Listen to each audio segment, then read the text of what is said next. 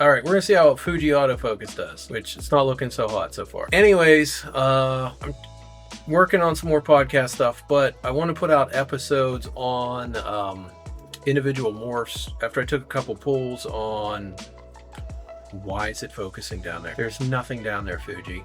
Knock it the fuck off. I wanted to start putting out videos on individual morphs, a little bit of a back history, a little bit of functionality actually, and why we're getting the results we're getting, and working a little bit more with Anthrax projects. So I'm going to start this out with Anthrax and talk about Anthrax a little bit. Real quick history of Anthrax. The first one came into the country a long time ago. I believe it was late 90s, maybe early 2000s when Nerd got the first Anthrax. Since that time, there's been 10 to 20 of them found, all on Sumatra, not Solaire. And there's even been there was even a yellowhead one found a couple years ago, which was really interesting to see a yellowhead, like just a natural yellowhead anthrax. I'll try to put the picture in so you guys can see it. And that's about it. I mean, they do seem to have the largest range of any naturally occurring retic morph. Up at Aceh, at the top of Sumatra, I think in 2012 there's one found the whole way up there, and a lot of them prior to that have been found more towards central, in central region of Sumatra. So they do have a really wide range, and they're very prominent in the wild, because pretty much every year they find one, or every other year. That's actually a pretty interesting thing about anthrax, is just you could go catch one if you wanted to. Unlike pretty much outside of anery, the only thing I think that rivals anthrax in terms of being available readily in the wild is probably anery. But it's not like we can go get any of those, so I guess that's kind of a moot point. But as I said, I want these videos to be less about the history of the morph and more about the functionality of the morph, especially when you're dealing with morphs that people have so many misconceptions about. Anthrax was one of those morphs. A lot of people thought that you could make an all purple snake with them and this and that, and they were mistaking the dark coloration because some of them look almost black, but it's not black. So the only part that you get that would be like purple on a purple anthrax is actually very minimal, because anthrax, first and foremost, is a back pattern reducing gene.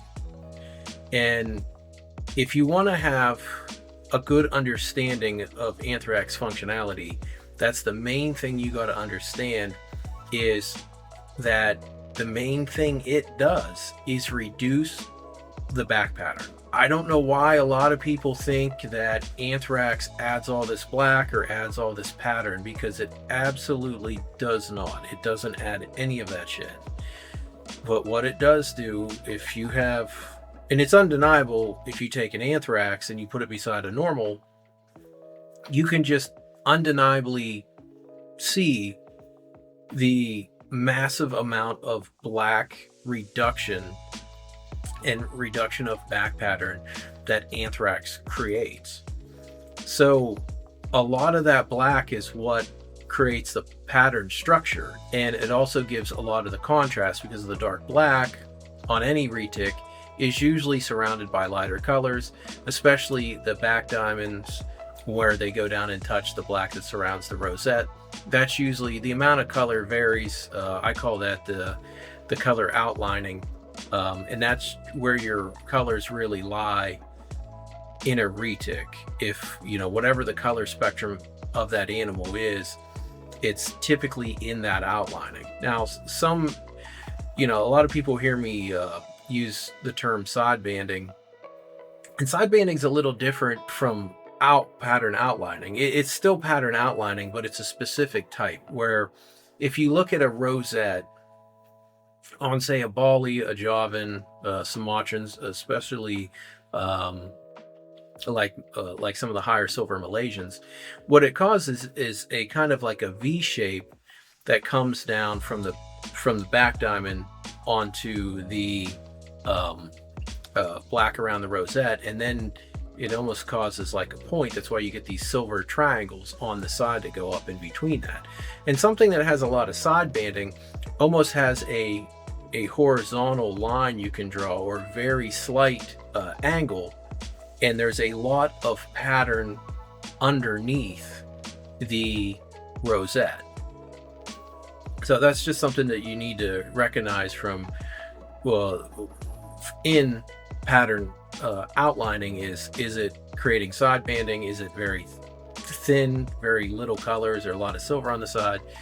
And that's all a result of just how much pattern outlining there is, and what that part of the actual pattern structure looks like. And that's and that area is actually where a lot of the yellows through browns lie in a retic. So depending on how much of that side pattern, the set of polygenic traits that's creating that, is going to be a big determining factor on what kind of colors you have on the side of an anthrax. But nobody has actually selectively bred for thickening black on an anthrax section of the back pattern. That's something I want to work on. I'm just not there yet because of how I have to make a certain anthrax before I can actually start adding black. And ideally the snake I'm trying to make is either a Sunfire Indo Caramel or Sun Tiger Indo Caramel, and I'm hoping I'm going to try for that breeding this year. And once I do that, then I can run it into something like a Ternate or a Halma to try and thicken up that black. And if you've ever wondered why so many anthrax morph combos look the way they do, and you were expecting a lot more black or a lot more contrast or a lot more pattern in general, but you actually get something with almost like an extreme reduction. And a good example of that would be anthrax marble. An anthrax marble is a perfect example of what happens when you put two genes together that share a similar function, in that they're both black pattern reducers. Marble, for one, doesn't really cause marbling. Marble essentially causes an exaggeration of whatever that pattern structure would have been. If they would have had like some rounded connected back diamonds, they're probably going to stripe out. If they're going to have a sharp jagged back pattern with with a lot of maybe some black dots in the center of the diamonds, that kind of stuff, that gives the marble the opportunity to reduce black and kind of separate it out a little bit. That's the actual marbling look that we associate with marble, and unfortunately a lot of them are just gone towards the way of striped out, which some striped marbles look good. To have a good understanding of why something like an anthrax marble has such a reduced amount of black, it's because it's two genes that both simultaneously reduce black in two different ways. The anthrax doesn't quite do to the side pattern what marbles do, but it's very close. And that the side pattern look is very dependent on the secondary traits at play and how they're going to affect it. And that's extremely important for what kind of look of a marble you get. And maybe I'll do marble in the next video. So, moving forward with your anthrax projects, if you want to add more black to them, you're going to have to use secondary traits, namely polygenic traits of back pattern that have thicker black, to try to put back some of that black that the anthrax naturally removes. And you can actually do that with certain morphs to some extent. If you look at the Orange Glow Sunfire Anthrax that Jay Klotz produced, which I consider, and I say this all the time, I consider to be the best looking morph combo retic produced to date. you can see how that Sunfire actually did kind of structure the black a little bit different and made it almost, I'd say it actually made it a little bit thicker. So that's actually the direction I'm going with it, is to use Sunfire with Indo-Caramel with turn 8, most likely turn 8, to add more black to the back and the sides and create a much higher contrast pattern. So when you put it with Motley, obviously GC is not going to do anything. When you put it with these other genes that are going to stripe something out, you're going to get more of that plus a black reduction on top of it. So the functionality of Anthrax is literally the reduction of back pattern. And as long as you understand that, you can have the proper expectations for the outcome. Unfortunately, with most morphs and most people's way of thinking, they don't actually think like, okay, Anthrax or whatever gene is actually taking something away. Everyone likes to look at morphs as they add something, and that's really not the case. There's some parts of certain morphs that might add a little bit of something,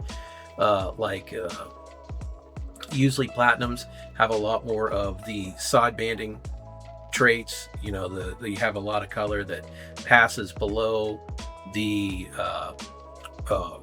black and white rosette there on the side. You see that a lot with Sunfire as well. And so you can use those to kind of fix up the sides if you're combining them with Anthrax to get some extra color. But for back pattern, outside of Sunfire, I haven't seen anything that really adds much to it. And I do think that the higher contrast and thicker black is only going to be able to be made one way, and that is with the proper locality traits. So I would, if you are going to work with Anthrax and you like a reduced back pattern, that's fine. If you're trying to add more back pattern, then it's going to be a lot more work. It's going to be a ton of work, and it's going to be years worth of work because of the process of getting the right set of genetics and implementing them into the breeding program, which will take years to execute the objective there. So I would start to look at not only Anthrax but most morphs in general as, do they actually add anything or do they actually take things away? And most morphs actually take something away, and Anthrax is certainly no exception to the rule there. But all right, so now that I've pointed out the most important thing about Anthrax, which is that it's a back pattern reducer, let's real quickly go over some other aspects of the phenotype expression of the morph itself.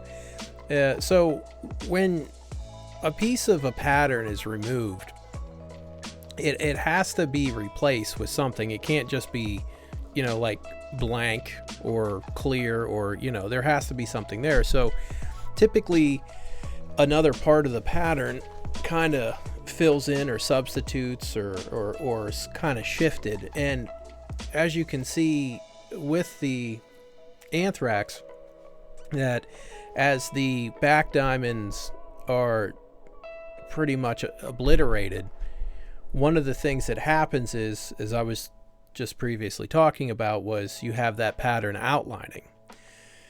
So that is kind of what fills in the blanks of the missing space, not of the missing space, but that's what fills in the blanks of created by the lack of the back diamonds. So you actually get pattern outlining just basically being the filler, so there's actually some sort of pattern there. And as you can see in this snake here, it does have some striping And normally you would have a back diamond that touches down to that black rosette, and clearly it wouldn't be striped. But you can see how that is just basically filled in with the pattern outlining that would be significantly less if the back diamonds were still present. So when you put this in with another morph, and when I talked earlier about striping, the reason that you're getting a lot of basically back striping is there's no black present, or there's no diamond structure present, or extremely reduced diamond structure presence to create that contrast. So when you are actually adding it with a morph, especially if it's another morph that doesn't have much back pattern either, this is going to be what's basically your oranges and your reds. Like if you're using an albino, that's why you see on a like an albino anthrax, you don't just so much orange yellow on the back. Or if it's with tiger, that's gonna most likely stripe it. Well, not most likely, it will stripe it out even more. And tigers have a tendency to get some side striping to begin with, so tiger is so much different than anthrax, but because of what anthrax does, it almost kind of exaggerates the expression of anthrax more, because a lot of times tiger anthraxes will have really broken up black, and it's mostly just a speckling. It would be neat to see an anthrax tiger that did have a lot more black on the back than you typically see. And as I showed the picture of the marble earlier, or the marble anthrax earlier, that really it really reduces it that way, and you're left with almost black ticking and a very faint outline of remnants of a pattern. But let's take a look at below the rosette. Below the rosette is kind of interesting on anthrax because it does seem to have a lot of color going on. You see this a little bit with marbles too. They do have a lot of color underneath what would be the rosette. In a lot of cases, it's just a stripe. So that does give you a lot of room for some really nice contrast if you're working with albino or something like that, or even if you're working with platinum or sunfire. Even though for whatever reason sunfire does seem to add some structure back to the pattern itself. It kind of condenses black back into almost a pattern, just not quite though. But I think sunfire with anthrax is a very interesting thing, and I don't want to go too deep into too many morph combos because of something like jag anthrax, that the anthrax seems to have to work within the parameters of jag. Like jag sets the pattern structure, and then anthrax just works within that structure, and I think that has to do with something with what part, with the position of morph expression in embryonic development, which Hope and Raoul can come on and talk about that, maybe help us make sense of it. But once the tail end of anthraxes and a lot of granite backs are actually usually pretty nice, and that's actually where you usually see the most black, is at the tail end, and that's the same area where a lot of times you see a lot of thicker black on something like a sunfire. So I don't think anthrax is going to do some of the things we think it's going to do with things like ocelot and Aztec. I think an Aztec anthrax is going to be a kind of similar. I think it's going to look like a cross between a marble anthrax and a sunfire anthrax, if that makes any sense. I think the Aztec gene will actually create a little bit more structure to the pattern, but I think but I don't think it will have nearly as thick of black. It might, I might be wrong. You might get some really nice thick black out of it, but I have a feeling you won't, because a lot of the Aztec already are starting to go towards the way of the back striping. So, but yeah, I mean, it's when you look at the Anthrax, you have to really take into consideration the main point, which is it's a back pattern reducer. So no matter what you put this to, you can't use an Anthrax to add black. You cannot do it unless you're trying to get a little bit of a black stripe on the side, like you see here with the side stripe of the rosettes that are basically connected and causes a black strip, with the white strip and a little bit of a underlining black strip surrounding it. So if moving forward, and I don't want this to be a sales pitch, but if you want to add black with Anthrax, and I've said it earlier in the video, like, I honestly just recommend there's only two. It's Ternate and Halma. I mean, if you can get a nice I haven't seen any Solayers with that thick of black, to be honest. I mean, I'm sure they're out there somewhere. I just don't know if they're in this country. I'm trying to think of another locality that you could even use for that. You know, and I'm not saying that the thicker black is the end all be all, but you know, like a Anthrax Solayer, you throw another morph or two in there, that could be a really nice animal. You know, the Anthrax Ghost, you know, turned out pretty nice, but you know, it's still, it is what it is. And as long as you understand that you can't add a bunch of contrast to a morph combo with Anthrax in a manner that depends on an increased amount of black, you'll be okay. So the one other interesting thing about Anthrax is they always tend to have decent markings on their heads, which that really helps, especially if you can put a yellow head on it. Like if this snake had a bright screaming yellow head with the black on the head, this would be like a totally different looking snake just because it had yellow on its head.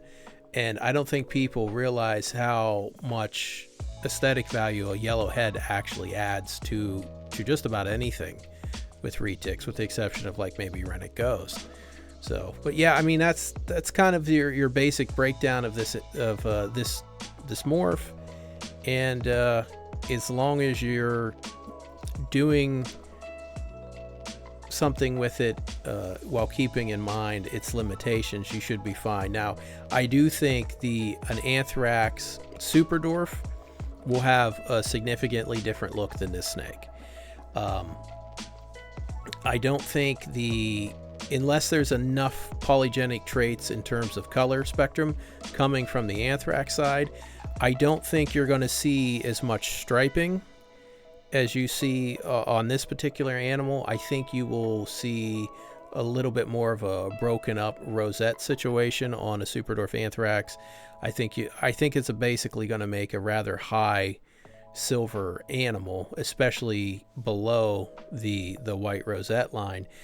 Now with something like Ocelot, I've been trying to do the math basically in my head of what that will look like. And the weird thing about Ocelot is it kind of just removes the side outlining color, while it actually does seem to kind of thicken the black a little bit on the sides, but it also has a weird relationship with the back pattern. And I think Ocelot, when it comes to back pattern, is really at the mercy of the polygenic traits for what you get for a back pattern.